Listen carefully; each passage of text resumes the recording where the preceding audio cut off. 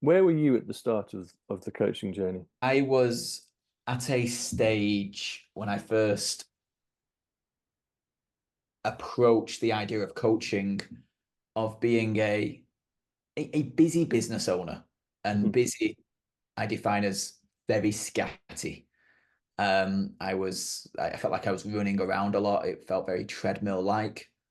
As a result of that, um, I think it can take some damage on your mental health. A lot of burnout existed, which impacts marriage, relationships, and your ability to actually do a good job, lead the team that you have, etc. I felt almost exhausted, drained, and a lot of running without much control when I first approached the idea of coaching.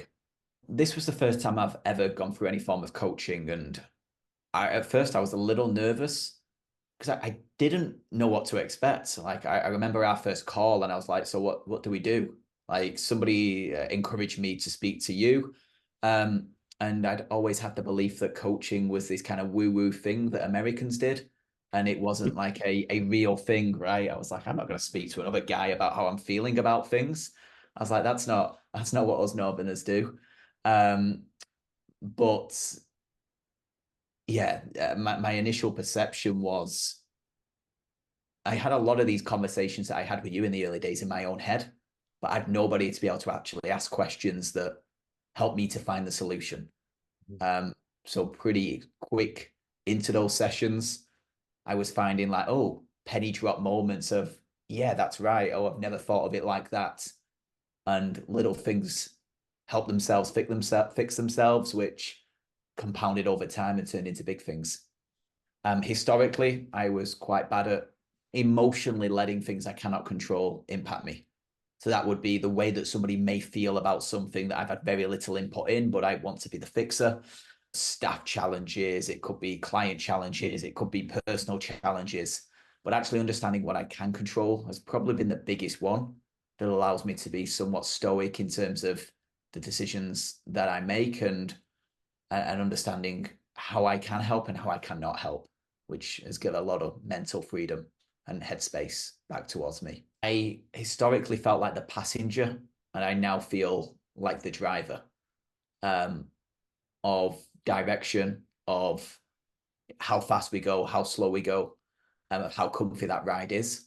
Yeah, historically, it felt like I was in a rally car trying to look down at instructions of where the next corner's coming without being able to see it properly. Right now, I feel feel significantly more like the driver, um, which yeah is probably the biggest impact.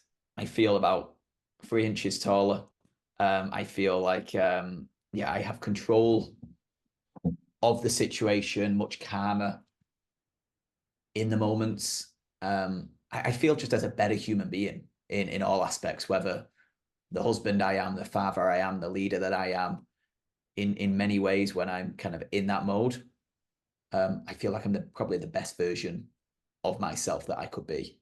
How has the coaching helped your business? Exponentially is if I have to be very specific in terms of numbers, from the moment we work together, the business has without doubt doubled. Staff size has gone from about 8 people up to about 28 people. So like business has grown significantly, um, which just wouldn't have been able to happen if it wasn't me being in the position to do so. It would have blown up by now, or I would have blown it up by now out of trying to be too involved, micromanaging many of the behaviors that had got me to that point in my career. Um, the work that you did gave me the ability, confidence, and understanding that that's not going to get me to the next stage of this business, and help me to position myself and have the belief system in order to be the leader rather than the doer, which was a big leap for me to make as a bit of control, a bit of a control freak. So yeah, many impacts on managing certain situations through to like being the version of me that I needed to be in order to allow the business to grow and allow other people to be leaders.